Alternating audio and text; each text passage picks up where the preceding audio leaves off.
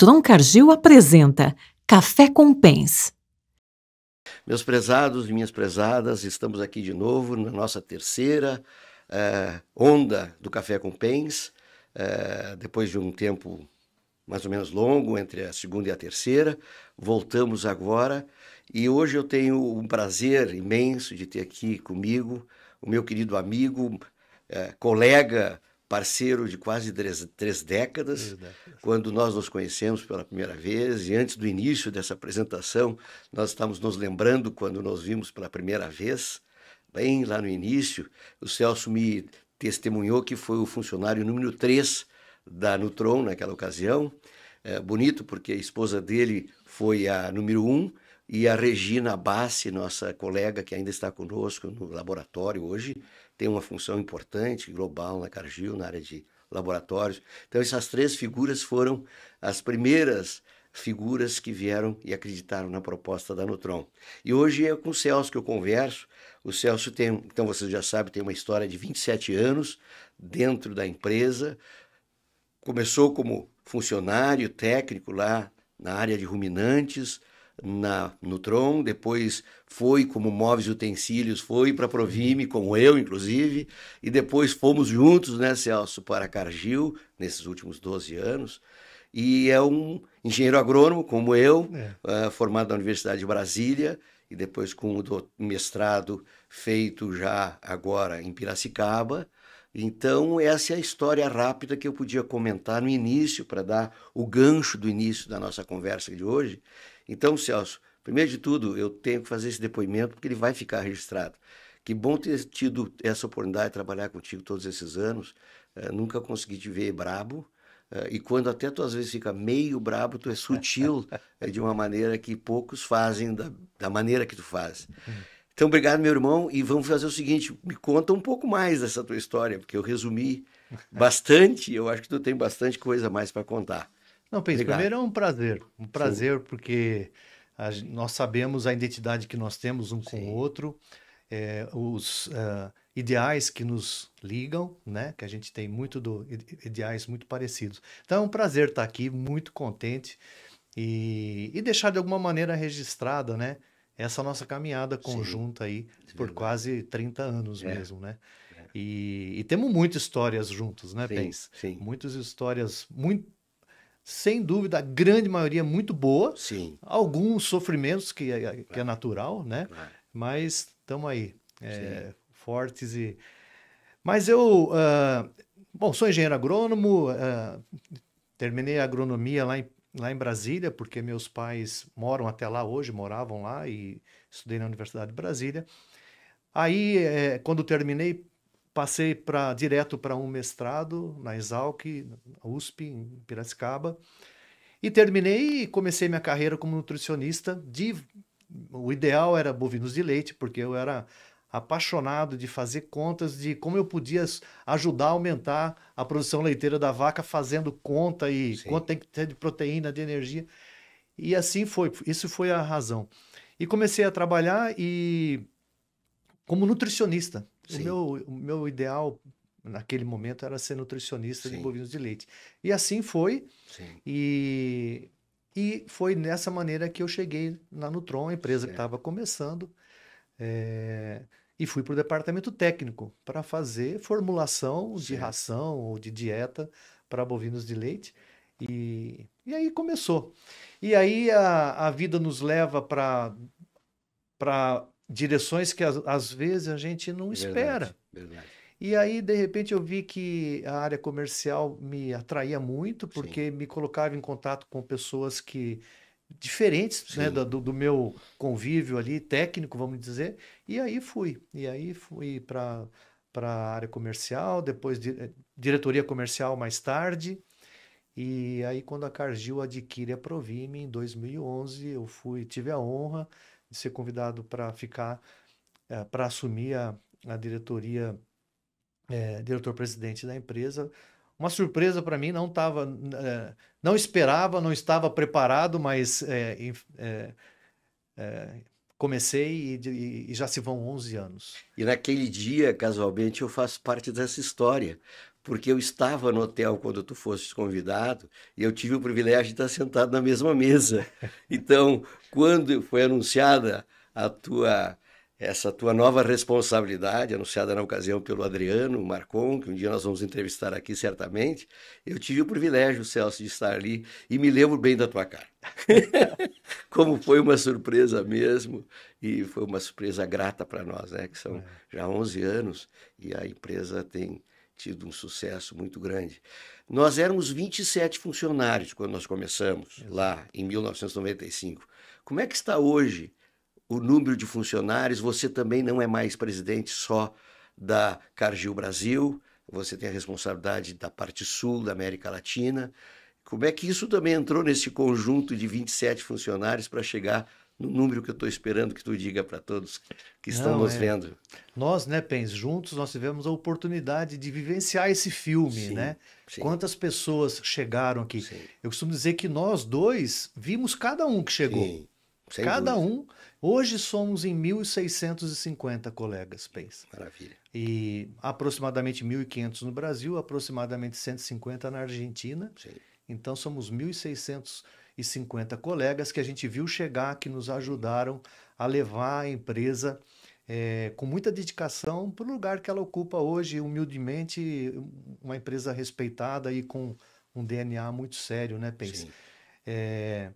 Então foi isso que aconteceu, 1.500 colegas, e a gente tem uma responsabilidade muito grande com essas 1.650 famílias que, de certa maneira, dependem do trabalho conjunto, né? Sim. Então, é uma caminhada bastante... que nos dá orgulho, no bom sentido da palavra orgulho, né? E é o que faz a gente trabalhar, né, Pens? Assim, ter Levantar de manhã pessoas... cedo e ir para a luta. E com alegria. Claro. Com alegria, com positivismo. Certo. As coisas não são fáceis, né? Nada é fácil Sim. nesse mundo. Mas com um grupo como esse, a Sim. gente sempre está energizado. E sabe, Celso, tu vive essa experiência, eu tenho certeza, né? Como eu vivo, a gente se encontra com colegas, não é? Nesses congressos, nessas reuniões, e muitos, por diferentes razões, deixaram a Nutron para seguir seus caminhos, buscando outras oportunidades, né? Mas as lembranças dos bons momentos na Nutron são praticamente os assuntos destas reuniões. Aquela história, aquela viagem, aquele encontro, aquela tentativa de fazer um novo negócio com um cliente, às vezes positiva, às vezes frustrada, né? Então, os próprios colegas que por alguma razão foram para buscar outros horizontes, eles levam com muito carinho essa nossa história lá da origem, né? Isso é muito bom, não é? Lógico. É isso aí, Pedro. A gente encontra colegas que... e o que é natural, que decidiram tomar um outro destino profissional. Sim, claro. E a gente encara isso com muita naturalidade, né? Mas a gente ainda tem aquele vínculo, porque em algum momento da caminhada estivemos juntos, tivemos histórias juntos, né? Histórias, desafios, comemorações, enfim. Então, e praticamente toda semana a gente encontra um, sem né? dúvida. Ou eles estão numa empresa que é fornecedora nossa, ou encontramos em alguma viagem, em algum evento. Certo. Isso que é legal. Quando a gente tem... aí nós vamos caminhando aí para 35 anos de vivência nesse negócio, né? Eu sou obrigado a dizer que 50 no meu caso. 35 anos de vivência, a gente conheceu muita gente e tem muitos amigos aí pelo caminho, né, pensa? Alguns a gente não vê com a frequência que a gente gostaria, mas a vida é assim mesmo.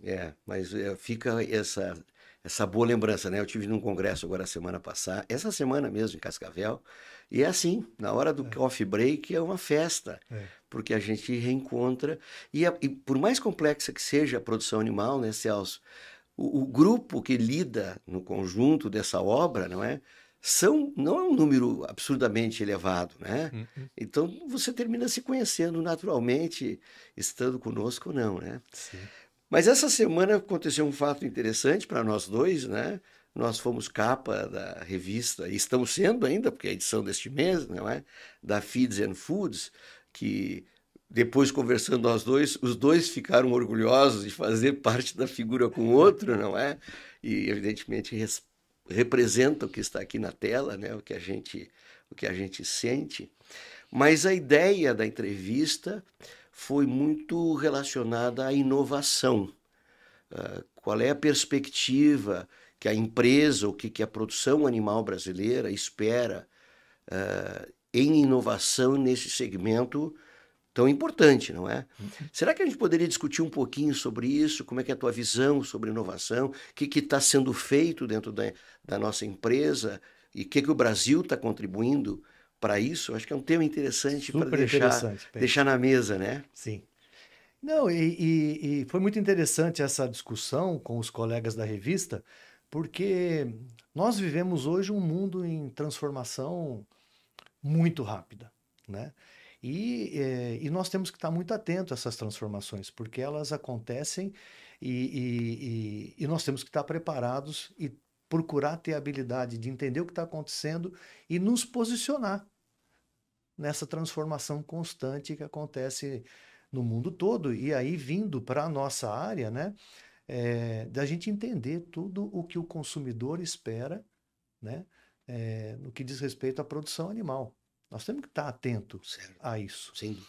E é assim que a gente procura trabalhar, entender qual é a expectativa do consumidor, o que a gente precisa estar preparado para endereçar, para que ele fique confortável nas suas escolhas enquanto consumidor, e é assim que a gente trabalha. E nesse sentido, nós temos investido bastante, eu diria, basicamente em capacitação das pessoas, que para nós aqui na empresa é o diferencial.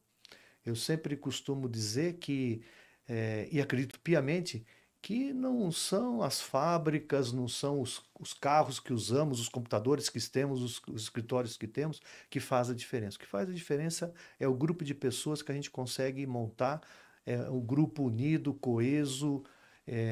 Então a gente tem investido muito em capacitação das pessoas, temos investido muito também em digitalização. Certo. O nosso país tem um papel, globalmente falando, um papel fundamental na produção de alimentos, e nós temos muito espaço ainda nesse sentido, enquanto país, para ajudar a profissionalizar a cadeia produtiva, profissionalizar o produtor, e a gente tem um papel nesse sentido. Sim, sem dúvida. Ajudar na profissionalização. Nós temos ainda muitas oportunidades nesse sentido.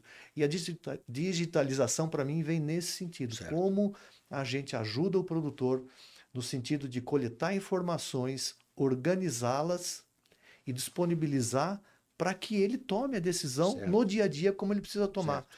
Nos dias de hoje, com essas transformações todas que eu me referi, a gente tem que tomar decisão a todo momento. Certo. E em tempo real, como se diz, em né? tempo real, né, Pens? E o produtor não é diferente. Claro que não. E ele tem que ter, ele tem que se embasar em informações claras e simples o suficiente para tomar suas decisões.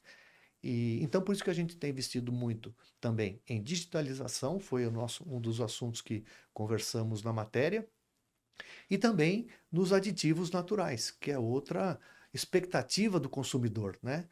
O consumidor quer cada vez mais o uso consciente dos antibióticos e, nesse sentido, abre espaço para esses aditivos naturais visando saúde intestinal. Nós estamos também investindo o nosso esforço, tempo e estudo em cima dessa categoria de produtos para ver como que a gente pode contribuir com a cadeia produtiva nesse sentido também.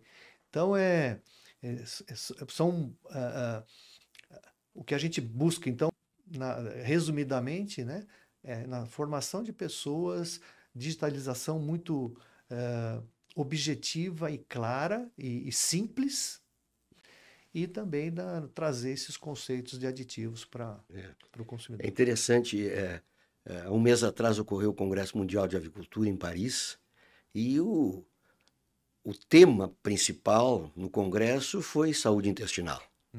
Daí, logo depois de 2 semanas, ocorreu o Congresso Latino-Americano de Avicultura em Honduras. O tema fundamental foi saúde intestinal. E agora, nessa semana, lá em Cascavel, nessa reunião que tivemos a oportunidade de participar, o tema fundamental foi saúde intestinal. Isso é uma mudança na nossa carreira, né, Celso? Sim. Porque lá no início, os antibióticos, tanto promotores ou melhoradores de desempenho como os terapêuticos, não é? Eram quase que a nossa super saída.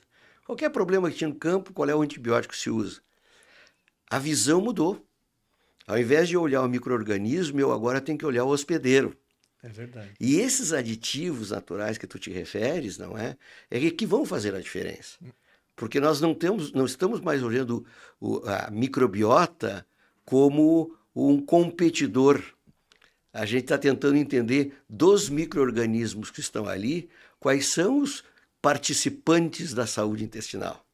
Então, isso muda uma filosofia de trabalho, um conhecimento técnico de uma maneira disruptiva, não é? E fico muito feliz de fazer ainda junto, né? Viver essa experiência, não é? É uma mudança de paradigma muito Completa, grande, né? completa. E que todos os participantes da cadeia produtiva estão procurando entender e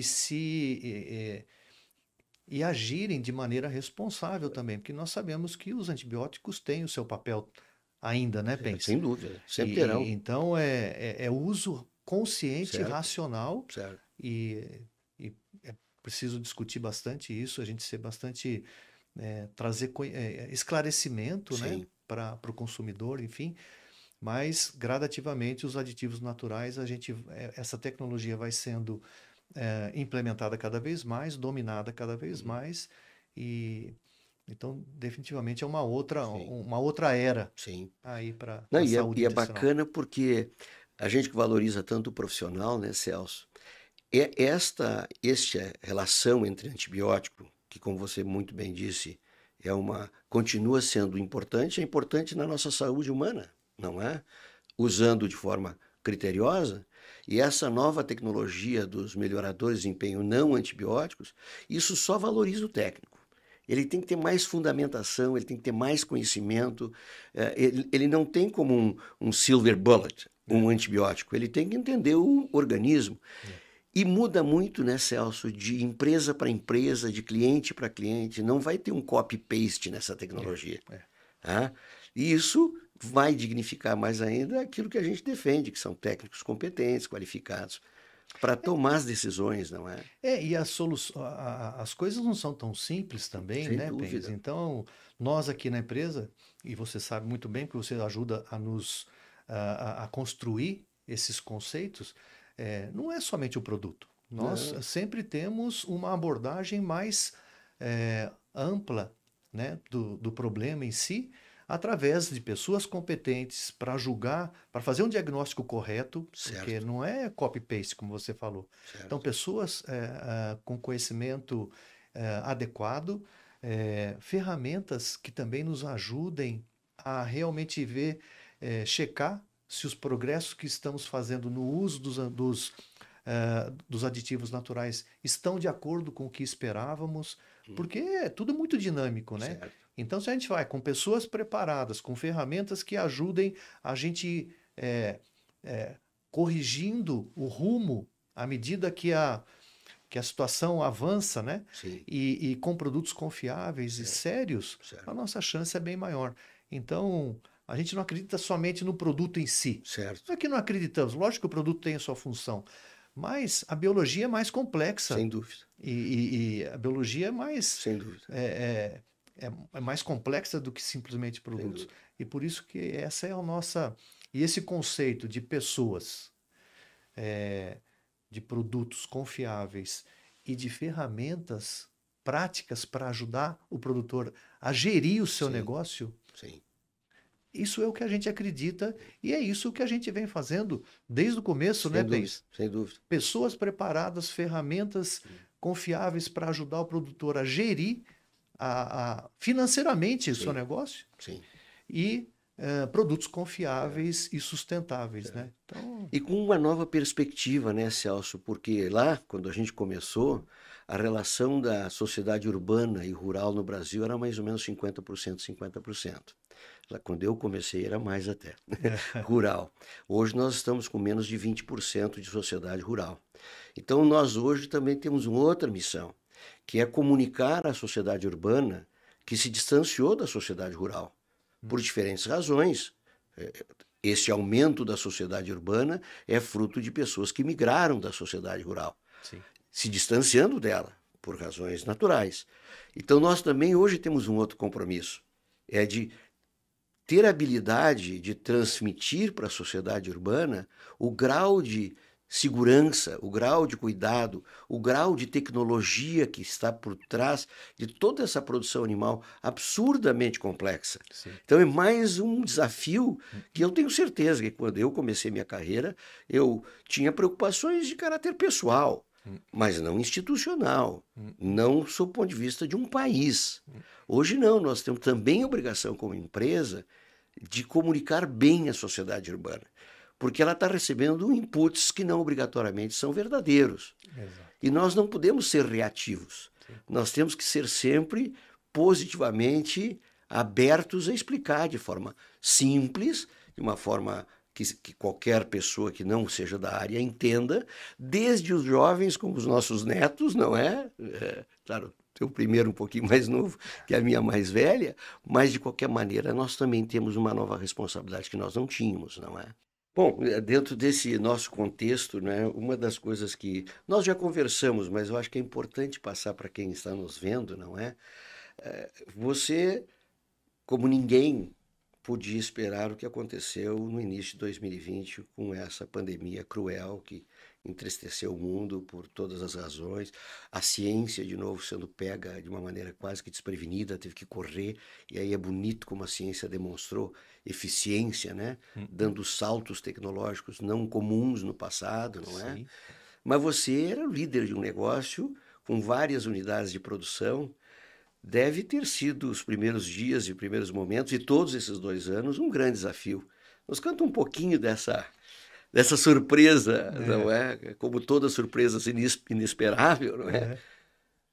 Penso, foi, bom, uma surpresa enorme. De um dia para o outro se declara a pandemia e rapidamente tivemos que adaptar a nossa empresa àquele novo momento. E a primeira preocupação sempre foi a segurança física dos nossos colaboradores. Isso foi sempre o driver principal.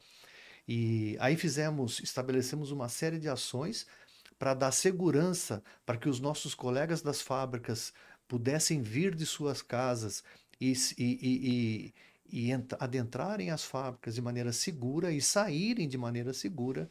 Fizemos um investimento bastante grande com vários procedimentos, porque nós tínhamos, como toda a cadeia de produção de alimentos, nós tínhamos que continuar operando, não podíamos simplesmente parar de cruzar os braços e esperar a pandemia terminar. Então nós tínhamos que dar segurança para as pessoas continuarem trabalhando nas fábricas. Isso foi feito de maneira organizada. A gente conseguiu que os colegas das fábricas se sentissem seguros e fossem, porque ninguém era obrigado. Sim. Iriam se sentissem seguros. Com os nossos colegas da equipe comercial que viajam, tomamos a decisão de parar naquele momento e encontrar maneiras de como nos comunicar com os clientes de maneira virtual. Certo. E como todo mundo, começamos com o home office, né? E que foi um aprendizado muito importante para nós. No começo, nós sempre procurando conversar com os times virtualmente para ver se estavam bem, né? Então tínhamos os times de compras, time comercial de cada espécie. A gente tinha reuniões virtuais, mas para ver se todos estavam bem, estavam precisando de algo. Então a gente procurou, na medida do possível, ajudar. Mas o que eu sempre falei, a gente não pode, eu acho, criar um obstáculo que a gente ache que seja intransponível. Vamos trabalhar, vamos fazer o que está sob o nosso controle, vamos trabalhar com muita transparência, vamos fazer o que está no nosso controle, bem feito, né? E aí a gente conseguiu gradativamente, as pessoas foram se adequando ao novo momento e a gente sempre muito atento e procurando estar muito próximos, procurando trazer toda a condição de segurança para eles. E fomos avançando.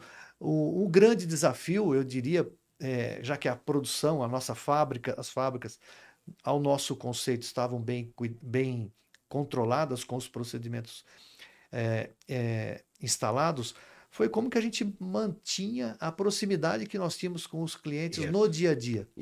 Isso, porque nós somos uma empresa de estar visitando nossos clientes, né? E vamos...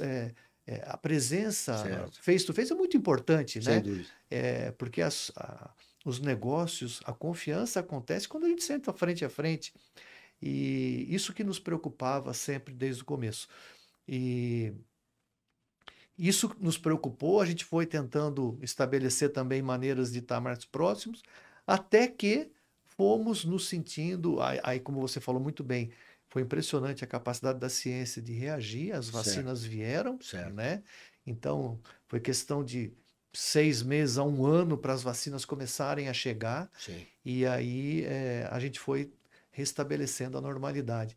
Mas eu diria, objetivamente, a sua pergunta é mostrar para todos os nossos colegas que estavam aqui conosco, que podiam contar conosco, que trouxessem as suas sugestões para que se sentissem mais seguros trabalhando.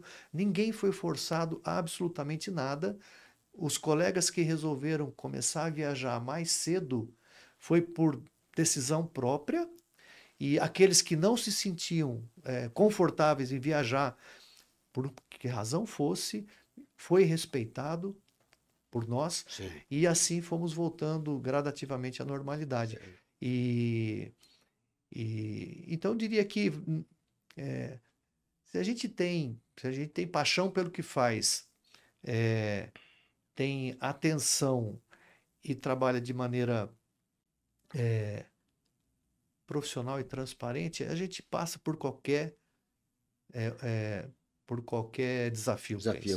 E tu sabe, né, Celso, eu acho que aqui cabe, dentro da tua colocação, enaltecer o agronegócio, né? Porque quando começou, houve uma preocupação, inclusive, de termos limitações de produção de alimentos. E também aqui enaltecemos, né, o produtor rural, que inclusive nesses 2 anos, de todas as dificuldades, nós passamos a produzir mais do que produzimos. Nós aumentamos a produção de todas as carnes, aumentamos a exportação de todas as carnes. Vejo que tem agora os números mostrando a produção de grãos para este ano, né? Então, este produtor rural, quando a gente bota o agronegócio, botando a indústria dentro desse contexto, não é, que tu te referias, que é a nossa parte, não é? É um grupo da sociedade que eu sempre digo tem que ser muito enaltecido, né? Assim como os caminhoneiros, que também não puderam parar, né? Porque o produto tem que sair da propriedade, né? Depois, até os supermercados, todo mundo atuando, porque a comida tem que chegar na mesa. A maneira que a gente trocou de comprar no supermercado de uma maneira ou de outra, e de um restaurante, e receber a comida em casa, foi uma mudança tremenda, né? Mas assim, quem sabe, para chegar no nosso final, Celso, tem 2 coisas que me impactam muito no dia a dia. Uma delas é que o Brasil produz comida para mais de 1 bilhão de pessoas. E nós, Cargill, temos mais ou menos o mesmo slogan, que nós interferimos na produção de alimentos para mais ou menos 1 bilhão de pessoas. Como é que tu te sente? Porque isso faz parte da tua responsabilidade, né? Isso te traz...